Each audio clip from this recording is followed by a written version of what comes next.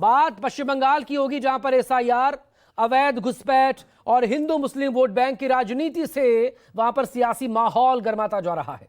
बंगाल में वोटर्स को रिझाने के लिए और अपनी जीत पक्की करने के लिए दो बड़े राजनीतिक दल, सत्ता में मौजूद टीएमसी और विपक्ष में मौजूद बीजेपी, वो एक्टिव हैं।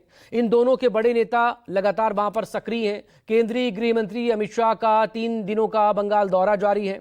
कल उन्होंने प्रेस कॉन्फ्रेंस की, ममता सरकार को घेरे में लिया और यह कहा कि ममता बनर्जी की निगरानी में ही बंगाल में घुसपैठियों को पनाह मिल रही है और सरकार आने पर एक एक घुसपैठियों को बाहर निकालेंगे। वहीं मुख्यमंत्री ममता बनर्जी ने कोलकाता में बीजेपी और अमित शाह पर निशाना साधा। कहा, जिनकी एक आंख में दुर्योधन और एक आंख में दुशासन है, वो 200 सीटें जीतने का दावा नहीं कर रहे हैं इस बार।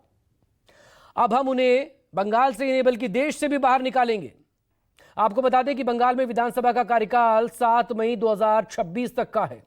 चुनाव 2026 के पहले तिमाही में होना लगभग तय माना जा रहा है।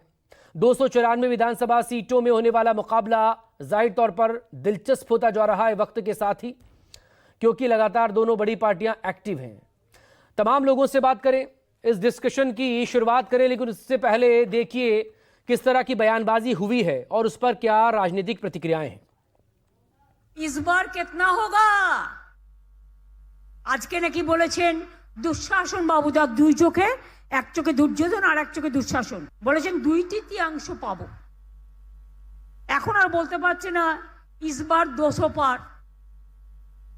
এবার বলতে হবে, এবার তুমি দেশ থেকে বার। বাংলা জিতে তোমাকে দেশ থেকে কি করে তাড়াতে হয়, গণতন্ত্রের মাধ্যমে বাংলাই পথ দেখাবে, বাংলাই দিশা দেখাবে, বাংলাই সারা ভারতবর্ষ জুড়ে সবাইকে সাহায্য করবে। আমরা ভাঙি তবু মচকাই না, আমরা মাথা উঁচু করে চলি, আমরা চলি সমুখ পানে। কে আমাদের বাঁধবে? রইল বিজেপি পেছুর টানে, কাঁদবে, শুধু কাঁদবে। আর তারপরে খোকা বাবুরা যারা নাম কাটছো, মানুষের উপর অত্যাচার করছো, কাউকে কাউকে দিল্লিতে পাঠিয়ে ইলেকশনের সময় दिल्ली का लड्डू দেখাচ্ছো।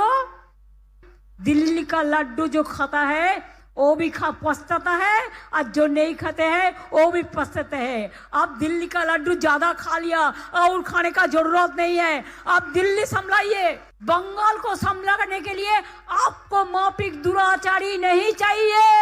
ममता जी, कौन सी सरकार है बांग्लादेश की पूरी सीमा पर जो वाड़बंदी करने के लिए, बॉर्डर पर फेंसिंग करने के लिए जमीन नहीं देती है? आपकी ही सरकार है। क्या बंगाल की मुख्यमंत्री ये जवाब दे सकती है कि असम में घुसपैठ क्यों बंद हो गई, त्रिपुरा में घुसपैठ क्यों बंद हो गई, गुजरात और राजस्थान की बॉर्डर पर घुसपैठ क्यों नहीं होती है, सिर्फ बंगाल में क्यों होती है? क्योंकि आपकी निगहबानी में घुसपैठ कराई जाती है और बंगाल को धीरे धीरे डेमोग्राफी चेंज कर आप आपकी वोट बैंक को पुख्ता करनी चाहते। और मुझे मालूम है अगला चुनाव घुसपैठियों को निकालने के मुद्दे पर और घुसपैठ रोकने के मुद्दे पर लड़े जाने वाला है। अब एक राष्ट्रीय सुरक्षा का मामला है। हम किसी के विरोध नहीं करते। हम लेजिटिमेट जो वोटर है, वैध जो वोटर है, उनको नाम ना निकाला जाए, इसके लिए हम लोग पैरवी करते हैं। और अमित शाह जी को खुद वहाँ के लोग कहेंगे, मथुआ जो लोग है वो हिंदू है और वो दलित है और बांग्लादेश से वो भागकर आए हैं। अगर वो ठाकुर नगर में जाए, उनके पार्टी के नेता से बात करें, सारे आता पता चलेगी।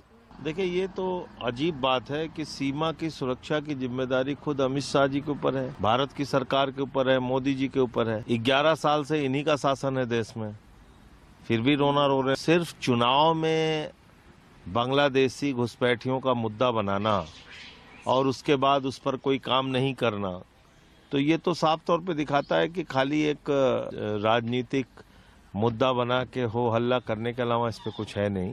तो अब बंगाल का चुनाव आया है, वहां भी जाके यही सब खेल बांटो और राज करो का खेल करेंगे वहां भी।